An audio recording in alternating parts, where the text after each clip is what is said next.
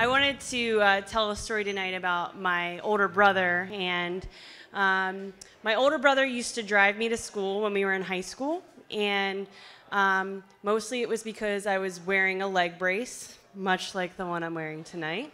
I brought it as a prop, so you're welcome. So my parents were making my brother drive me to school. And my brother didn't like school. So sometimes he would drop me off at the front door of our high school and then drive away and go somewhere.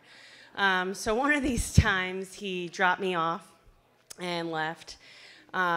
He picked me up after school, and the next day we were driving home, and he seemed a little worried, and I was like, "What's going on?" And he said, "Well, they found out I cut school yesterday." And I said, "How'd that happen?" And he said, "I got to my last period, and my teacher said to me, so why weren't you in class yesterday?" And my brother, not really thinking, it's probably why he should have gone to school more often, he said, "Well, I was late to school yesterday, so that's why I missed your class." And the teacher said, "If you were late to school, how is it that you missed the last period of the day?" And my brother kind of just sat there and said, "Well, all right." So the teacher said, "Do you want 24 hours to think about that?" And my brother said, "No, I'll just take the detention now." So my brother got sent for in-school suspension, and he had to meet with our vice principal, who did not really like my brother. And she was yelling at him and kind of trying to get under his skin, and he just kept a very even tone and, told her, "Okay, yeah, I'm going to, fine, call my parents. I don't really care." Now, the vice principal decided to call my parents. And my mom was a stay-at-home mom, so my brother was pretty much like, my life is about to end.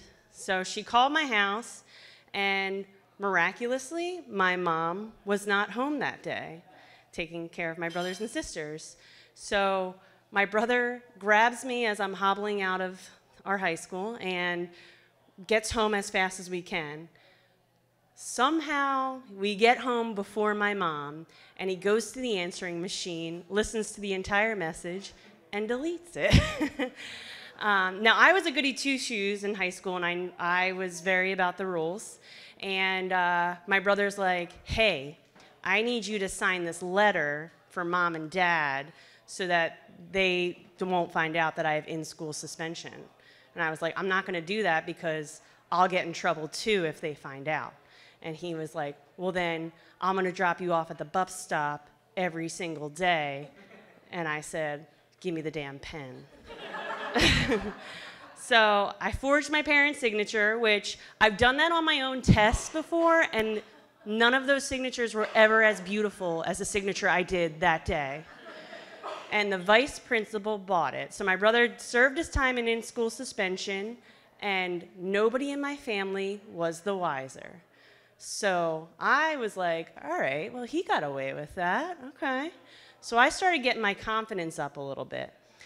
So a few weeks later, I talked to my one girlfriend, and I'm like, "Hey, let's ditch school, go get lunch, and go get our nails done." And she was like, "Okay." So I texted my brother, I'm like, "Drive yourself home."